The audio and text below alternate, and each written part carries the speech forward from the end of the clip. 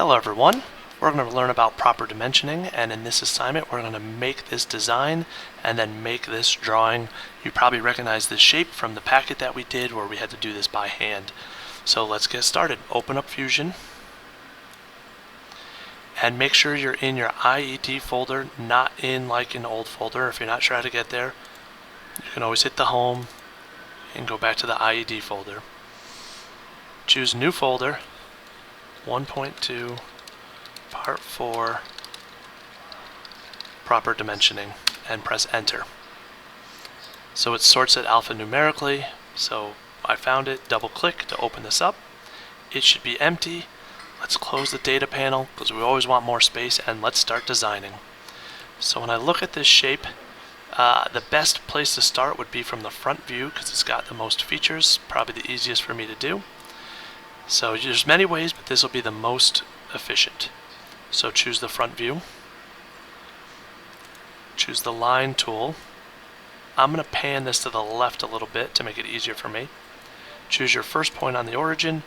Randomly go to the right. Randomly go vertically up. Horizontally to the left. Vertically up. Horizontally to the left until you're right on the y-axis. And vertically down till you hit the first point. And now we see this is, there's some blue lines and black lines, which means it's not totally constrained, so we need some dimensions. So I like to start with this notch. So the notch, I actually was very close. It's 1.5 inches in width. The height of the notch is 0.5 inches. My entire object has a width of 3 inches, and my entire object has a height of 1.5 inches. Now every line is black, which means it's fully constrained, and I can finish the sketch. Choose extrude, and we're going to extrude 1 inch. The next thing I'm going to look at is this feature, which is the hole in the front, and that goes all the way through. So here's a nice trick. I know I want to sketch on this face, so if I click on it, it will turn blue. And choose Create Sketch. Select the center option, or the circle option I mean, and put a small circle randomly in the middle. Go back to your sketch dimensions, choose the circumference or the outside edge of the circle, and bring it out to the side and click, and we're going to type in 0.25. And you can see it's moving because it's not constrained, it's still blue. So what I'm going to do is click the center of the circle and the bottom of the circle to say how far from the bottom is it.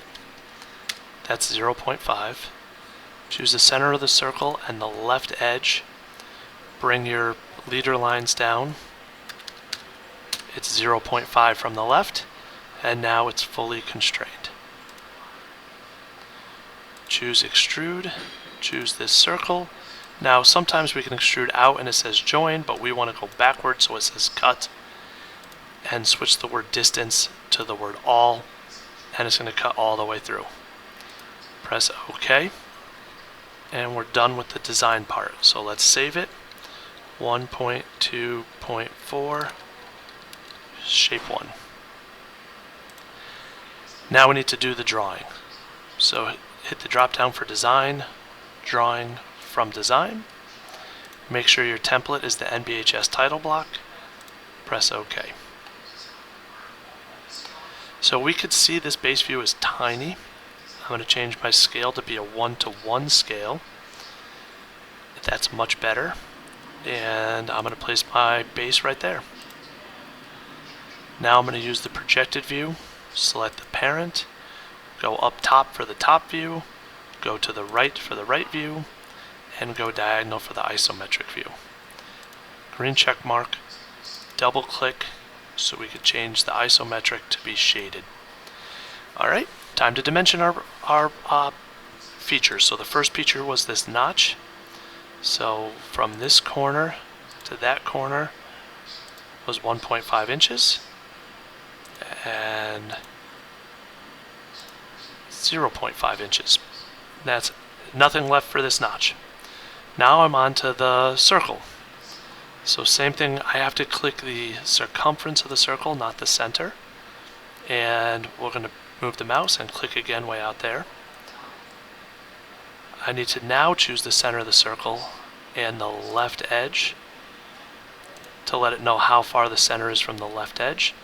Then choose the center of the circle and the bottom, and that'll tell everybody how far we are from the bottom. Alright, the next step is the main feature, which is this general shape. So, before I do that, we need to address the circles. So if you don't have a center mark already, use this and click on the circle. Then for your center lines, top and bottom, top and bottom. Now let's go back to the dimensioning. Alright, the entire width is 3 inches, and the entire height is 1.5 inches.